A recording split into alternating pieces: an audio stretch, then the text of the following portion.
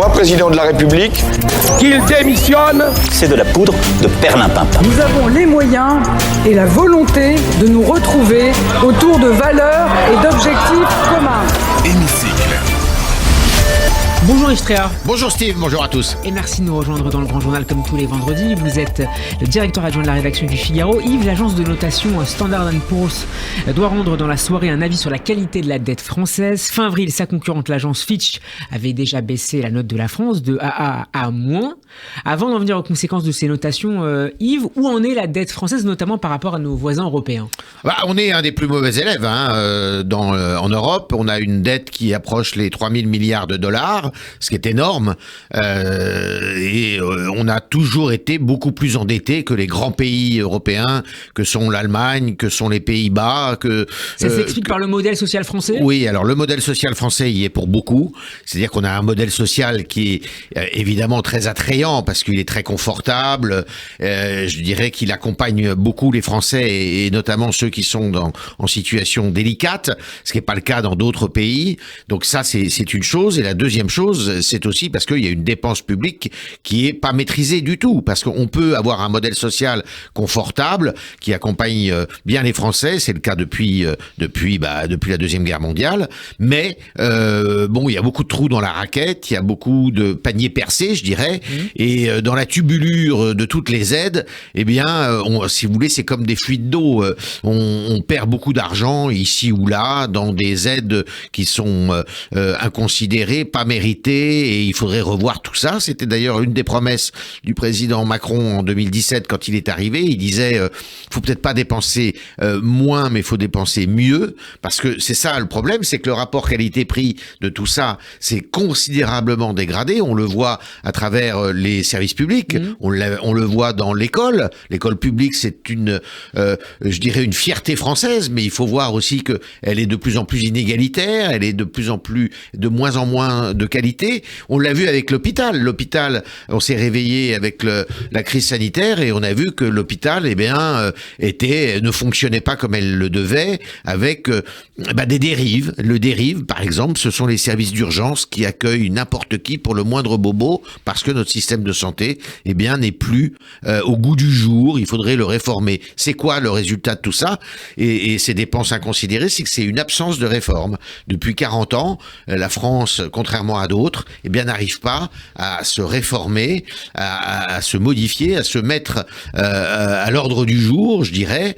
Et on le voit d'ailleurs, la meilleure des illustrations, c'est les réformes des retraites. À chaque fois qu'on veut réformer les retraites, c'est des réformes qui sont justifiées par une évolution démographique qui est manifeste, qui est et aussi statistique. Pour faire face à l'endettement, Yves. Et bien sûr, pour faire face à l'endettement, puisque quand vous avez les retraites, par exemple, quand il y a 30 ans, vous aviez 4 retraités, ou 50 ans, vous aviez 4 retraités pour un actif, 4 actifs pour un retraité, aujourd'hui, vous avez quasiment un actif pour un retraité.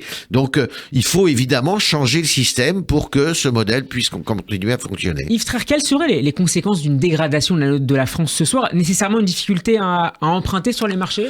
Alors, il y aurait plusieurs conséquences. Les conséquences seraient beaucoup moins, impactantes et beaucoup moins fracassantes qu'il y a 10-12 ans, où la dette était vraiment au cœur de tous les débats, et on était sous la surveillance de l'Allemagne d'Angela Merkel, qui était intraitable, souvenez-vous, avec l'épisode grec, l'épisode espagnol, l'épisode italien même.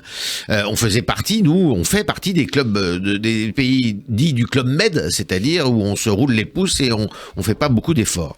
Alors les impacts seraient évidemment beaucoup moins importants, mais quand même, je pense qu'on continuerait à pouvoir évidemment emprunter sur les marchés. Dans les mêmes conditions ? Oui, probablement, mais simplement c'est vis-à-vis de nos partenaires européens que on perdrait beaucoup de crédit, et on perd du crédit sur la scène internationale avec cette dette infernale parce que justement on n'arrive pas à se réformer. Là où les autres pays pays arrive à faire des efforts, ne serait-ce que la Grèce. Regardez la Grèce, les efforts qu'elle a fait depuis 12 ans pour rester dans le jeu et pour avoir la confiance des créditeurs. Eh bien nous, la France, on n'est pas dans cette situation-là, mais si on continue comme ça, on va le devenir. Et donc ça, c'est assez important. Et puis, il faut considérer la conjoncture actuelle. La conjoncture actuelle, c'est quoi? C'est que les taux d'intérêt remontent. La Banque Centrale Européenne est beaucoup moins facile, je dirais qu'elle prête beaucoup moins facilement l'argent. Du fait de l'inflation.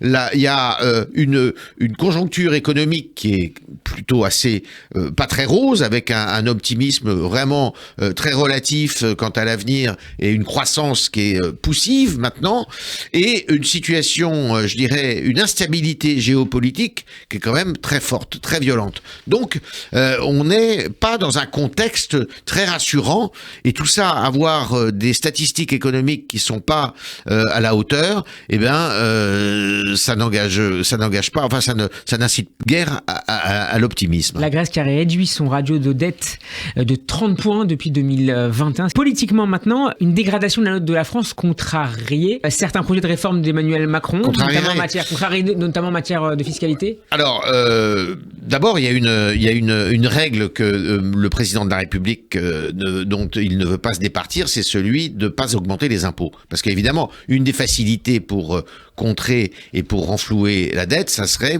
Alors, d'abord, il y a une règle que le président de la République, dont il ne veut pas se départir, c'est celui de ne pas augmenter les impôts. Parce qu'évidemment, une des facilités pour contrer et pour renflouer la dette, ça serait, vous savez que le service de la dette, c'est le premier poste budgétaire en France, ça serait d'augmenter les impôts.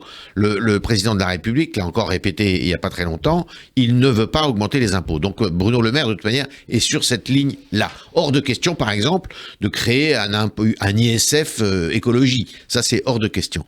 Donc, la seule façon, c'est effectivement de faire des réformes structurelles dans, notamment, eh bien, la fonction publique et le secteur public pour essayer de dépenser mieux et moins.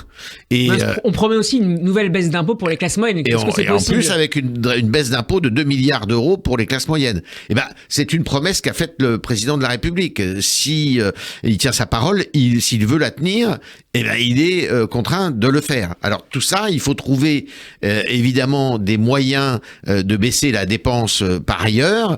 Il faut arrêter cette politique du chéquier qui a évidemment coûté très cher à la France, mais qui a permis à la France aussi de se maintenir pendant la crise sanitaire. Donc il n'a pas beaucoup de choix, le président de la République. S'il veut pas augmenter les impôts, il va être obligé de regarder certaines dépenses pour les limiter, sachant que il a augmenté le budget de la justice, à raison, qu'il a fait des promesses sur le budget de la sécurité, à raison, qu'il s'est engagé aussi à ce que l'école et l'hôpital soient deux de ses priorités à venir.